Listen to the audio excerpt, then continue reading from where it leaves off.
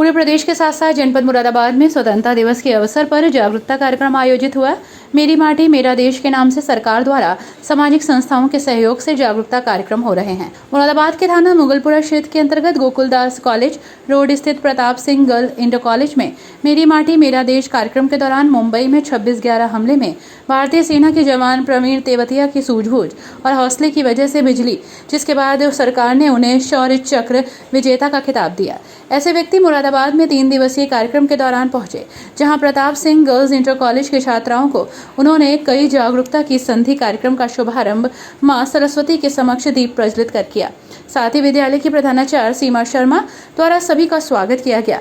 कार्यक्रम को संबोधित करते हुए प्रवीण तेवतिया ने कहा कि देश और समाज के लिए हम सबको समर्पित रहना चाहिए और आगे आने वाले समय में हर मुश्किल का सामना डटकर करना है। साथ ही उन्होंने कहा कि कोई भी काम मुश्किल नहीं है।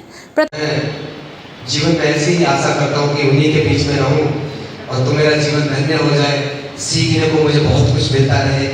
जीवन पथ पर जो कठिनाइयाँ आती हैं उनको मैं उसी तरह से युद्ध के तरह से उनसे लड़ूं और उनके ऊपर विजय प्राप्त करूं। उसके लिए सभी का आशीर्वाद बहुत जरूरी होता है।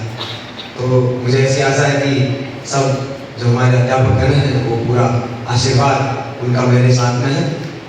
तो जो हमारी अध्यापक अध्यापिका हैं जिन्होंने भी नाम कि मैं एक ऐसे गांव से बिलोंग करता हूं जिस गांव ने इस देश को एक प्रधानमंत्री दिया है। उस गांव ने इस देश को एक कैबिनेट मिनिस्टर दिया है। उस गांव ने इस देश को 39 शहीद दिए। उस गांव ने इस देश को 8 स्वतंत्रता सेनानी दिए हैं। उस गांव की मिट्टी में मैं पला बड़ा हूँ। अभी हम पुराने स्कूल में थे, अभी हम गए तो वहाँ के जो प्रिंसिपल थे उन्होंने पूछा कि आप कौन सी मिट्टी के बने हो। तो मुझे उस मिट्टी का याद आया कि मैं उस मिट्टी का बना हूँ जिस मिट्टी ने मुझे विरासत में इतनी सारी चीजें दी हैं कि वो कम पड़ जाती हैं। मेरा यही उद्देश्य रहता है कि मैं जीवन में और अपने देश के लिए, अपने देशवासियों के लिए क्या करूं और क्या करना चाहिए, यही मेरा विषय है। जब आप दाहिने निकलते हो तो आपका हाथ हमेशा ऐसे रहता है और जब आप दाहिने निकलते हो तो आपका हाथ हमेशा ऐसे हो जाता है। तो जितने भी योद्धा हैं, वॉरियर हैं, वो कभी भिखारी नहीं हो सकते। कल एक योद्धा था और मरणशैया पर था, तब भी वो ध्यान देते हुए मरा।